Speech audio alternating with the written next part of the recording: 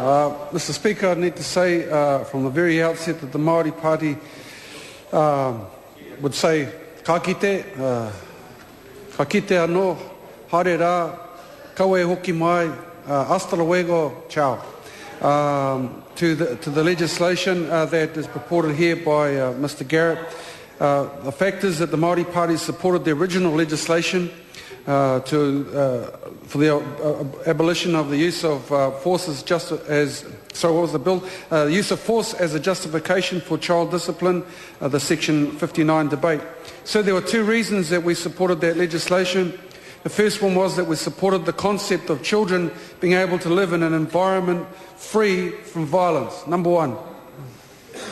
That was consistent with numerous traditional accounts of tikanga in terms of the care of children. It's also in the context which underpins the Koanga Reo Kura Kaupapa movements. And sure, not every Māori child is in those movements, but certainly was an approach taken which we hope will continue to spread throughout the whole community. Right from the start of the Kohanga Reo movement in 1982 was stated, mokopuna were not to be smacked. So the no smacking kaupapa was about both establishing the preciousness of the children and continuing the manner in which our tupuna reared children. In strengthening parents' kaioko extended whānau through involvement in koanga, the aim was to show that smacking was more a manifestation of adult behaviour than that of children. The Kohanga Reo whānau and wider whānau benefited from taking the time to understand themselves in relation to raising tamoreki and mokopuna. The second thing, sir, in line is about the importance of having aspirational kaupapa to guide and inform party policy and conduct. The Māori Party also saw the aspirational intent of the bill as an important aspect of encouraging whānau to recreate, maintain violence-free homes. At the time we were very clear what was wrong about holding out hope that we can reclaim our tikanga and find our own solutions to violence.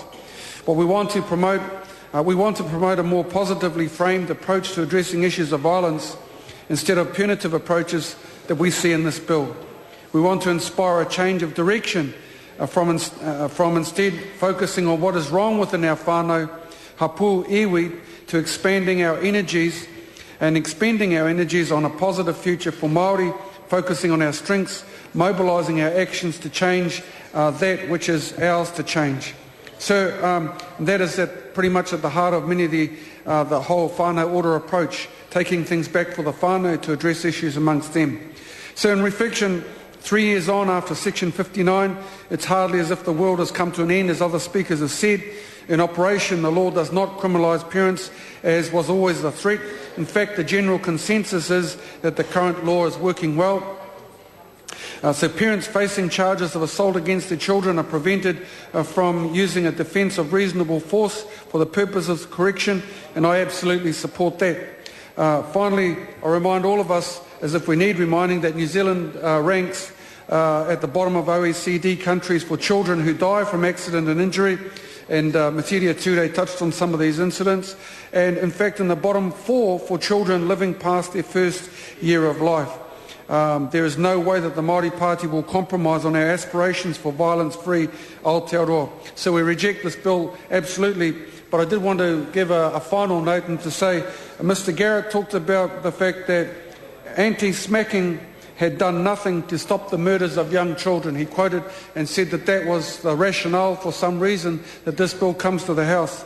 So the inevitable question was, or would be, has the 3 strikes legislation stopped any murders? I don't think so. Kia ora tātou.